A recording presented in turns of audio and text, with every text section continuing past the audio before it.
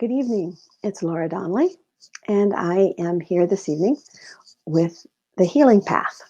And I am the founder of Dancing with Ease Body Brain Balance, which is all about working to heal ourselves.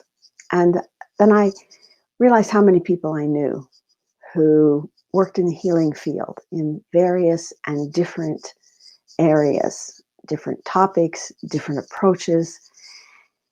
And I wanted to share this information. So, this series of conversations is just talks I have with friends and colleagues who are working in different areas of healing. I believe that all healing starts with self healing and then it expands outward from there. And one of my goals with this series is to bring a lot of modalities together in one place so that people who watch can pick the things that work best for them and can meet some really good people who work in the healing field. So this evening, my guest is Brettney Perr, and she's a friend of mine that I met online who is, I don't know, she's just a great thinker. It's just fun, fun, fun. And so I'll bring Brettney onto the broadcast and she can tell you a little bit more about herself. Hey, Hello. great to see you. Nice to see you as well. Thank you so much for having me here, Laura. And your show is always fantastic and very calming and very soothing. So I appreciate everything you do and your dedication to this. Thank you. Thank you. So a little bit about me. I am an autodidact, which means I am self-taught in most things. I'm also a polymath, which means I have a broad range of knowledge, and that kind of goes hand in hand with being an autodidact. I'm also a single mom, a personal empowerment coach, an emotional support coach, and the content creator, curator, and founder of obscurum.com. So, yeah. So many, many facets, like Yes. like a jewel with many different sides, but Yep. everyone radiates knowledge and light. Exactly. So yeah, should I just jump right into? Yeah, I All right. think taking back your power and what you had said before about how challenging times or Yes. challenging situations or challenging people Yes. can throw us off our game. But I really like this idea that there that sometimes our response to this situation is to give away our power. Mm-hmm. And I thought that's Yep. a really good way of looking at it and a beautiful way for thinking about stopping doing that. Yeah. So a lot of times when we're in a triggered or heightened emotional state, we are unintentionally like just releasing our energy, giving our power away, our power to make change happen, our power to make conscious decisions, and not just conscious decisions, but actually healing and problem solving decisions. So my whole backstory in discovering my own issues with letting go of my power is I've dealt with emotional and psychological abuse. And being in those sort of relationships, it's pretty cyclical. Like it's a very power focused paradigm where one party, typically an empath, will be giving, giving, giving. And then the other one that's considered a narcissist will be taking and taking and taking.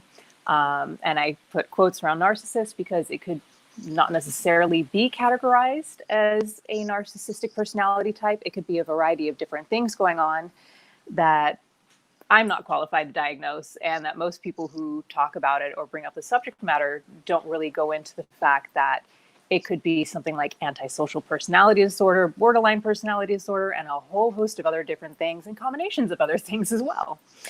And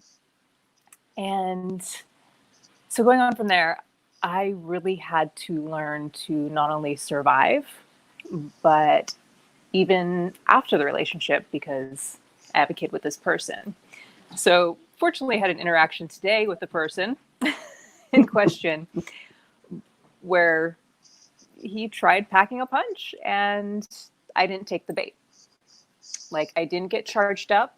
I didn't get psychologically put into this paradigm of how, we may churn in our thoughts and just keep that thought on that person, which is actually sending out negative energy, which can actually retract back towards you in some way, shape, or form, because you're sitting here in this energetic field that kind of just can mess you up and can keep a cycle of you doing that pattern, which furthermore messes you up, which further gives you deeper in this hole of fuming and upset and just being in that perpetual state.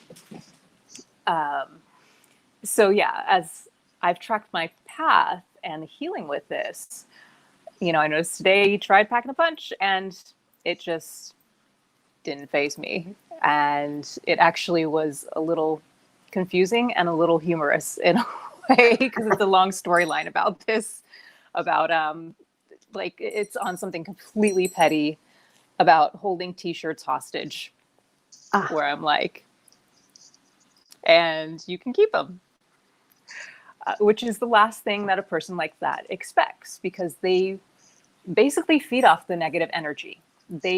When you send them that energy or send them that angst or send them whatever energy, they're actually feeding off of that. They actually are taking your energy. They are taking your power. And you are unknowingly, willfully giving it up. Yeah. And yeah. Well, that's awesome that you got through that today. I sometimes talk about it like if I push against something, it pushes back. Exactly. And that pushing against it gives it energy to push back. And what you said is also so true. How it's like when you don't respond, like the volley came, and you didn't bat it back, and that's okay, this is really weird, but I'm not going to do it. Yeah. And at first, it feels really strange, But I bet that was very confusing to the other person, right? I don't think he expected it at all. Which, the way I categorize this is, in a sense, when you're pulling back and looking at the larger picture, you can kind of see how there is strategy and kind of game dynamics. As you said, the volley's coming towards you and you're just kind of like, instead of throwing it back. A part of taking your power back is seeing the game for what it is and then stepping out of the game. Or you now know what the game is and you play it full on strategy to win now that you know what the game is. That's not... Tell you, Alice, what one of the viewers has said. Alice, she says, anger addiction, so many issues that can come into play with that. Absolutely. And then she said it's so empowering not to put energy into that old story. Absolutely. And that's taking your power back, right? Absolutely. Yeah. It's not being triggered. Like, you're not being triggered into doing this burst of energy. You're remaining balanced, remaining grounded. I personally, when she brought that up, I personally discovered that I had an addiction to anxiety. Oh. So being able to note that and work through it, it's not an easy process. It's taken me years. Like, I was married for 10 years and I've been divorced for almost six now. So it's taken that long to progress to this point where it's like, and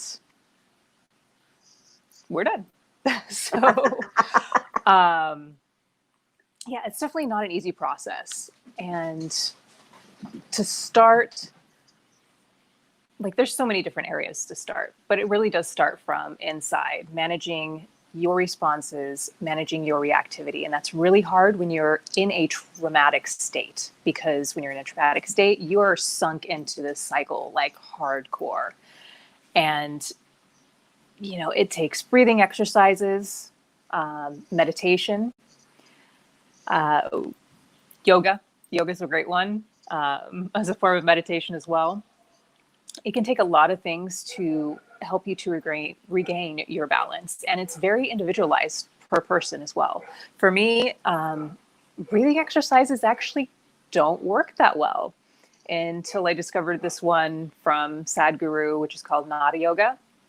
And yeah, other ones of just like, take a deep breath. I'm like, that doesn't help in anxiety mode. Although for most people with anxiety, it does. But for me personally, it didn't work. So it was a really strong self-discovery path with that. Like one time I dove into crochet. Every time I felt anxious, that helped. So yeah, it's very individualized to each person as to what you can kind of hook onto to create an anchor point to bring yourself back to groundedness. And that's, I think, the key thing to highlight in the beginning of this journey is either remember an anchor point of when you feel happy, when you felt balanced, like take yourself into that memory full on, just kind of conjure up those emotions in you, and bring that into those situations. And it's not easy. You're not going to get this the first time, especially if you've never experienced that or have never used this technique. But that definitely helps to kind of shift the patterning in your brain, because you're literally retraining your brain from this trauma state, or this baseline that, as Alice said, maybe anger. For me was anxiety. So you take it out of that typical patterning and you start creating a new pattern. Yeah, Alice is saying that you can compound the bad feeling about yourself when you get triggered. Yes. And you think, well, I've been practicing this, I shouldn't get triggered, but you do. Yes. And then she said, just try and give yourself grace as you learn and grow. And Mary's excited. She says, you're talking my language, balance. Yes.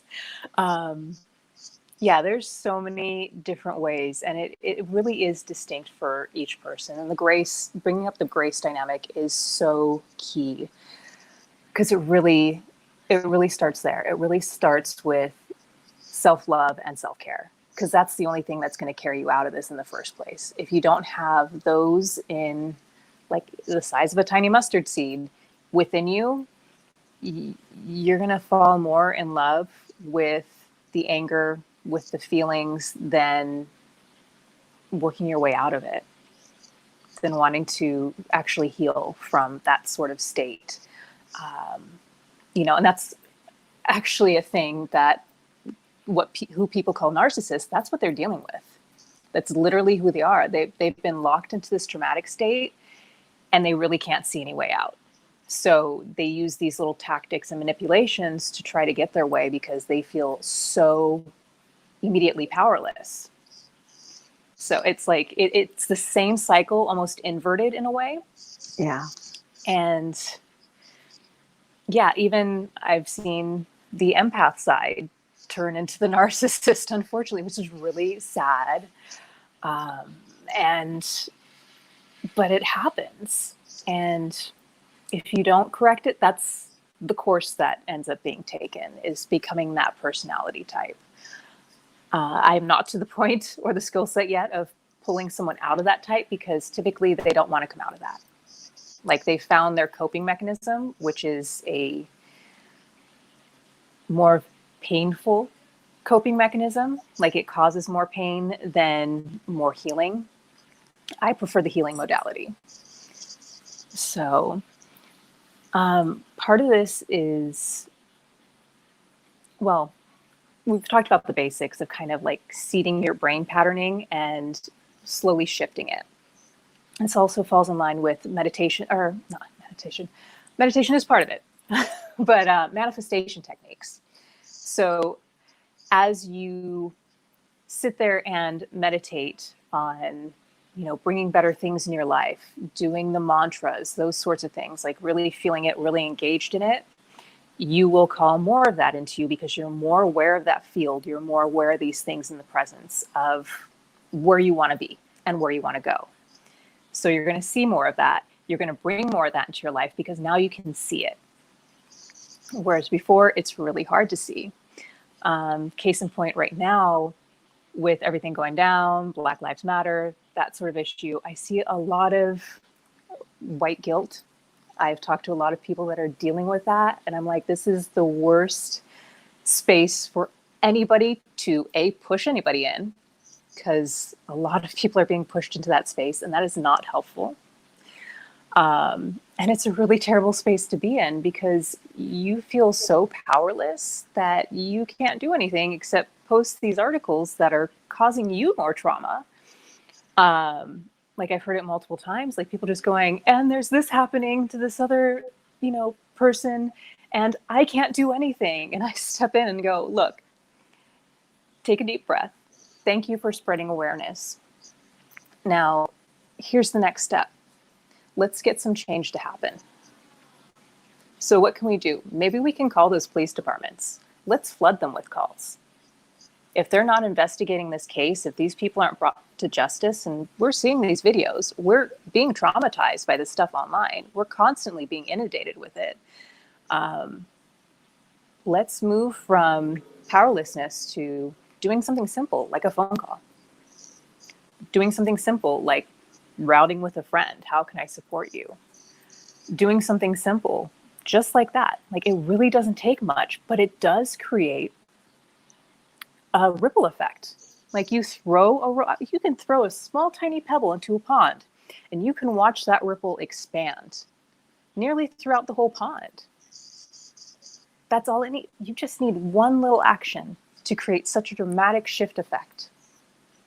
I think that it's really important. What you're saying too is to recognize when you feel powerless. Yes. And understand that state is not a state that you can change from. Yeah. That's really, I think, really important. And so like throughout whatever you've said is awareness is really, really important. Mm-hmm. And then pausing so that you can just, not react out of that, even though you notice it. Yeah.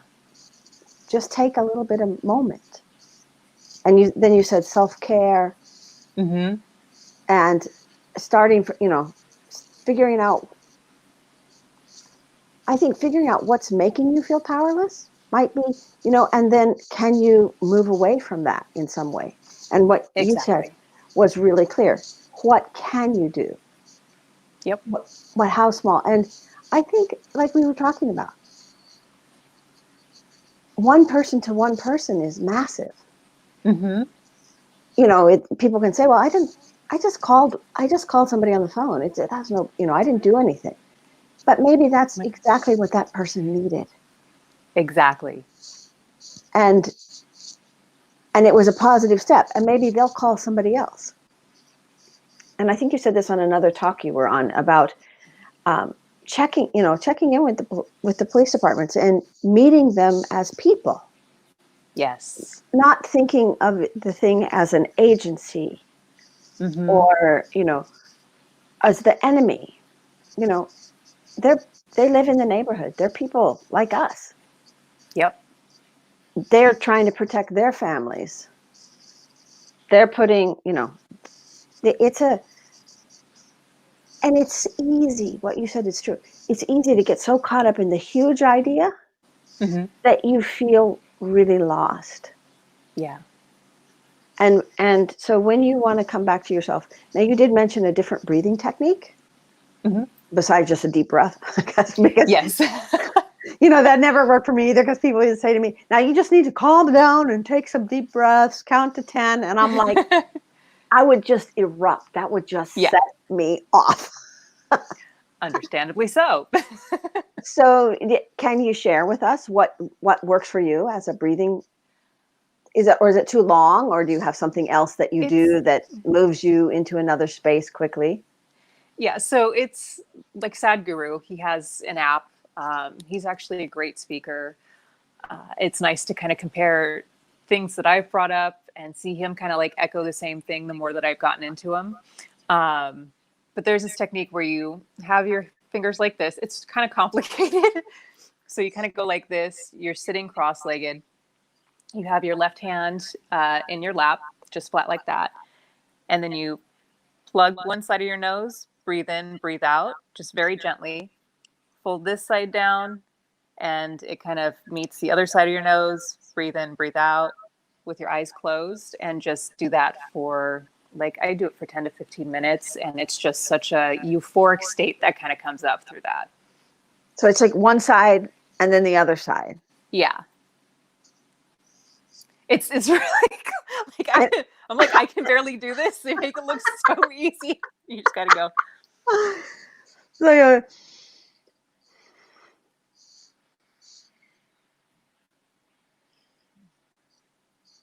So that was one full cycle. but it does feel good. And Yeah, you know what? It is kind of hard to do this with your hand. it is very hard. No. But what happened is when I'm trying to do it is I can't think about anything else. Exactly. I'm like, okay, I got to get my fingers right. I got to do this. And I can breathe in. I can breathe out.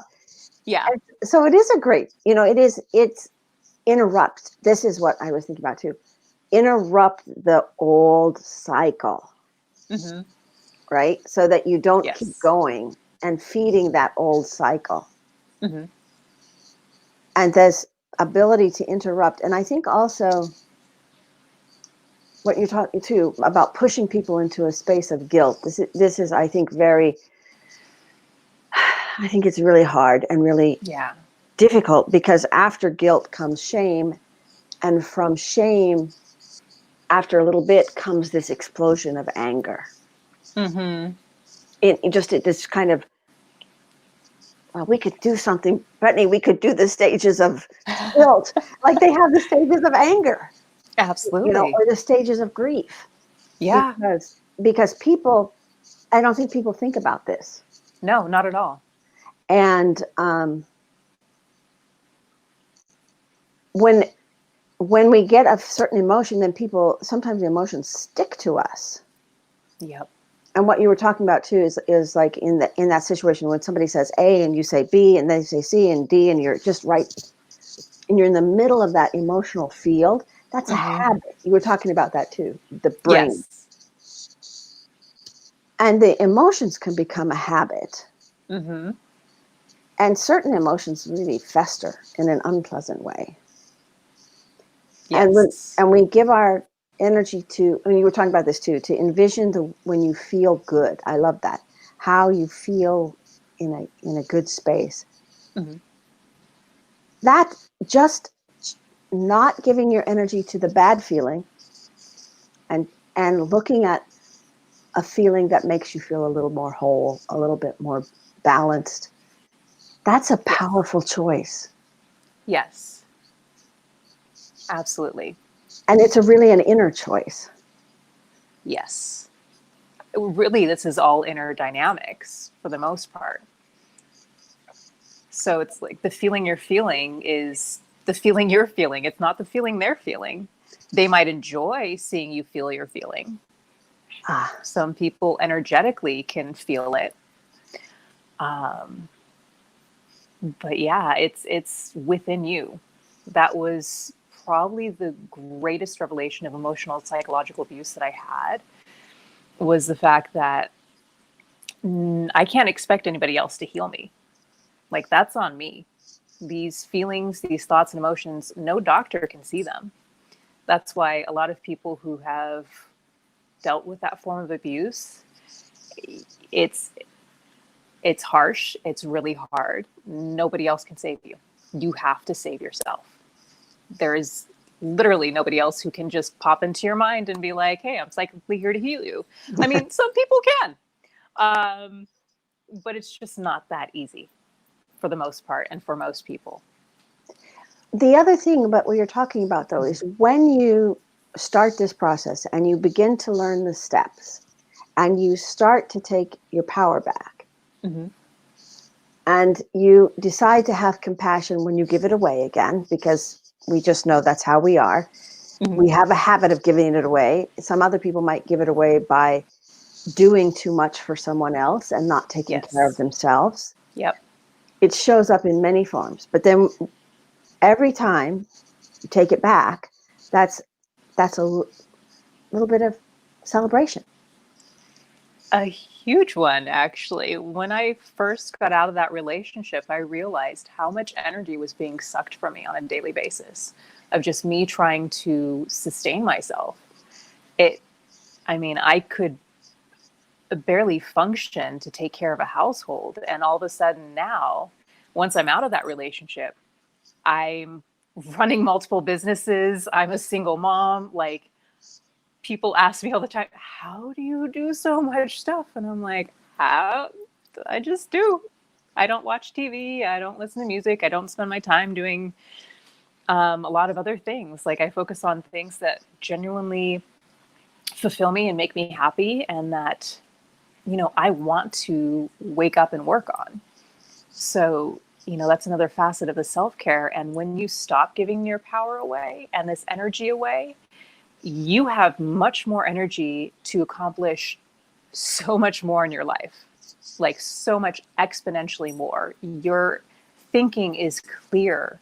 It's a beautiful space to be able to look at something and just walk away and go, I don't need to deal with this. It's like the parties online where you're just watching things that are going to de-evolve into just this mass fight. And you can just look at that and go, yeah, I don't need to play with that. I can just walk away. You're in a good spot. Like, that you come to this place of, I'm in a better space. So obviously, I mean, once again, it takes time and self-control. Like, once we learn that dynamic of, we can only control really what's within us. We cannot sit here and put rules on someone else and expect them to follow those rules. Like, we just can't. You could see this with the president right now. Like, there are rules and we expect him to follow these rules. He's not following the rules. Like, literally, you can do whatever you want. There's consequences that may be beneficial or not so beneficial. But when it really comes down to it, you can do whatever you want. So be mindful with that, and be mindful that other people have that ability too. So when it really comes down to it, control yourself, and through that, you inspire others. Because when other people see, all of a sudden, you're just sitting there in the corner going, I don't need to be in the fight. I don't need to have a broken nose. I don't want to participate in this at all. Some people will start to take notice and be like, how is it that you didn't jump into the fight? Some people will try to bait you to join the fight. But if you just go, nah, and you're very polite about it, and you're very diplomatic about it, they'll fight amongst themselves. And then you'll see people that are like, the fight's not worth it. I'm going to come and hang out with you, and then you can help them. It's the same thing of passing on a smile, how that smile has an energy that can infect someone else. And then that someone passes it on to someone else. Now someone passes it on to someone else. It's the same idea. So, what energy are you sharing? What energy can you share that you can refill easily? Because a lot of people, anger takes a lot of energy. Anxiety takes a lot of energy. Depression obviously takes all of your energy. These states of being, they can be, and I don't want people, I'm going to bring this up because I don't want people to be hard on themselves, especially if they're struggling with depression and have severe depression. We just need to do our best. Don't get down on yourself if you're struggling with severe depression. Like, there's no point to that. That's only going to make the depression even more severe. So do what you can when you can. That's why, start with a pebble. And if that's all you can do, you can throw it in that pond and it's still going to have a huge ripple effect. Like Robin Williams, for example, severe depression with that guy. And he did a lot of good things in the world. So we have a couple of really good comments that relate to what you're saying. One thing was, Alice said that a lot of times you can go to therapy and have help. Yeah. but you still have to make the decision yourself that you're going to change. And Yes. the thing of working with a coach, like, or like with you on what did you say that you do? Emotional Support. support. Right. Yes. So if somebody's starting to make this change journey, Mm-hmm. a lot of people in their life are going to try and pull them back into the old habits, because the old habits of giving away your power actually have been feeding a lot of people. Not Yes. probably just the one person that you can always identify as what did Alice called it, an energy vampire. Yes. Yep. They are. And gradually what we're doing is not, I used to imagine it like I had open sockets, almost like I was asking somebody to plug in and drain my energy. It's Yep. like I'm here, I wanted to be helpful, I wanted to be nice, Mm-hmm. but I had made myself, vampire food. Oh, it was sad. Yep. And Sharon, Same yeah, here. I know, Same here. I know, Absolutely. and I think people that care a lot often can get into this situation, because especially women growing up, we are supposed to be helpful, we're supposed to be kind, we're supposed to be generous with our time and stuff like that. And Sharon said that she learned this huge lesson, that she could only change herself, Mm-hmm. but she also got to the place where she realized she didn't have to stay and be abused. Nice. And that, sometimes it takes a lot of strength to walk away. I think it takes the most strength. Like my ex divorced me. So I have to, applaud her on that, on being able to walk away, because I genuinely couldn't. And, I'm kind of trapped in a way having a kid with this person. But yeah, I actually didn't. So I would have stuck with it just because of my own internal things that I've worked through now, thankfully. Codependency is definitely a part of that narcissistic empath dynamic. So yeah, definitely huge kudos to her for walking away. That really does take a lot of power, because the aftermath of what I'm dealing with, I'm glad that he cut it off and not me, because that would not be as fun. And to Mary is saying also that giving herself compassion is a form of self-preservation. Absolutely. And so also what you said is this is a journey. This is a change of thinking habits, and it's a change of feeling habits. Yes. And without blaming anybody, when we have a pattern of emotional behavior or dynamic with somebody, that has been in some way feeding us something not healthy. Yes. Yep. It's like a sugar addiction or something. Mm-hmm. But at the same time, when we start to let go of that, it's a loss of something, even if it's a Yes. loss of what we don't want. And we have to give ourselves time. It's like shedding. For me, it was also like shedding skins. Yes. Just like, oh, I put this on, and these are usually things we put on, I think, growing up, that aren't our Beliefs. beliefs, ideas about how we ought to be. They're not our real self, Agreed. but they get stuck so closely to us that we can't imagine who we would be without them. Yeah. And I loved what you said is, you don't have to do this overnight. You don't have to rip this off and be a new person. You can just figure one little step where you can make a positive shift, Mm-hmm. and start. And once you start, then you take another step, and then you take another step, and then pretty soon you're like, I can do this, and you're jogging down the path. Exactly. And it takes consistency. Even now I'm still working through stuff. Like it's a big process, but there is big progress. Like even right now, I still feel uncomfortable feelings when something that I've asked for comes my way, and I'm like, did I deserve? Do I really need? Is this good? Is something? And then I have to stop myself and go, this is great. I'm going to sit here and I'm going to enjoy this. And I'm going to be grateful for this moment that I've been waiting for. And suddenly when I get it, I'm feeling weird about it. Okay, brain, we're going to repattern that into gratitude.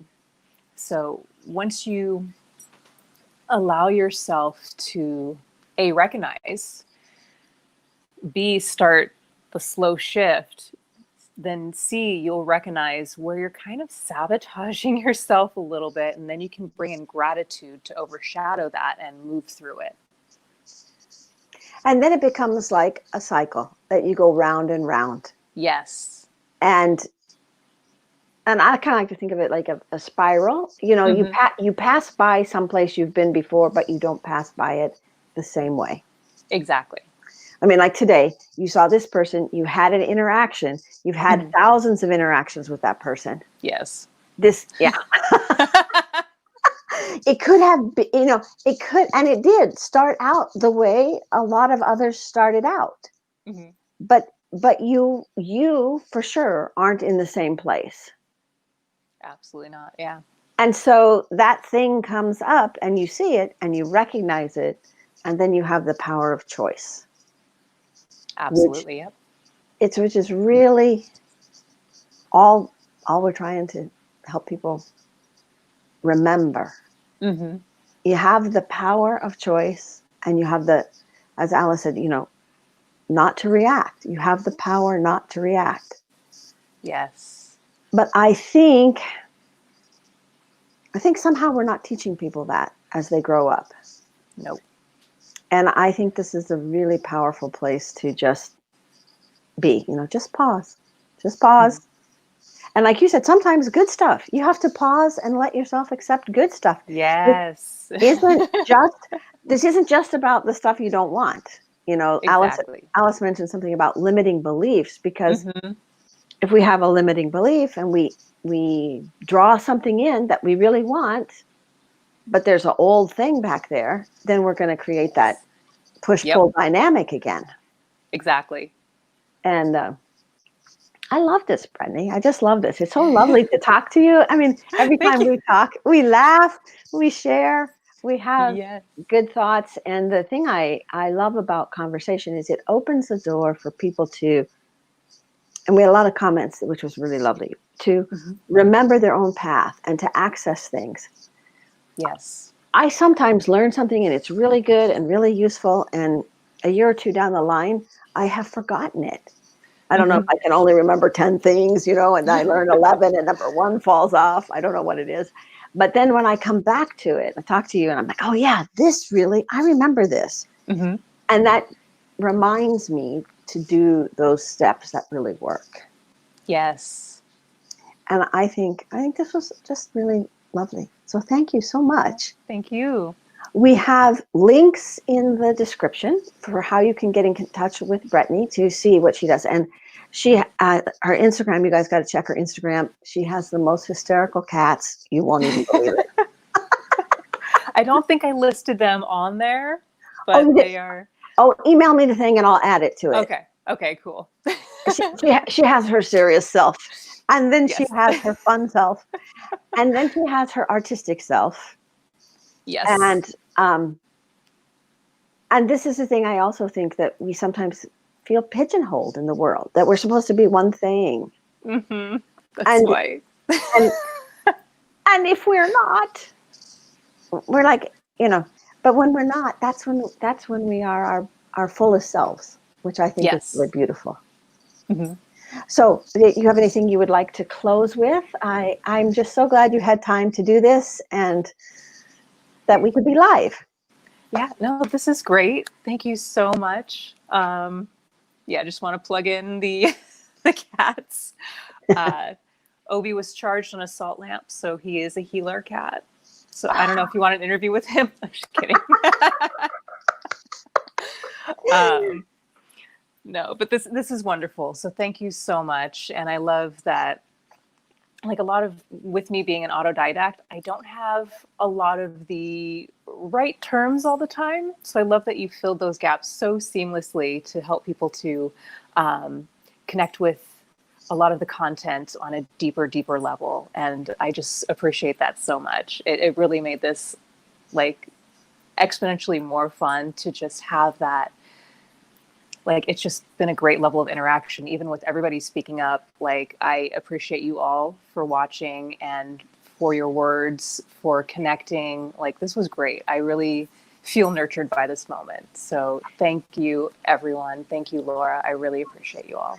Well, thank you so much. I'm so glad you could be here. And in the group, you will be able to connect and respond and further your relationship. Some of the people who watch I've known a long time. Some are fairly new friends. Some are only internet friends. But this warmness around healing, the connection you and I have this is a very strong place, I think, to make relationships from. Absolutely, yes. And so I'm so glad that you were able to share your knowledge and your kindness and your compassion and your clear thinking. So important. So everybody says, thank you. Alice says, it was lovely to meet you. Quote unquote. Aww. I call it, this is virtual. What is this? I call this in virtual person. Yes. Oh, that's a great term. I like that.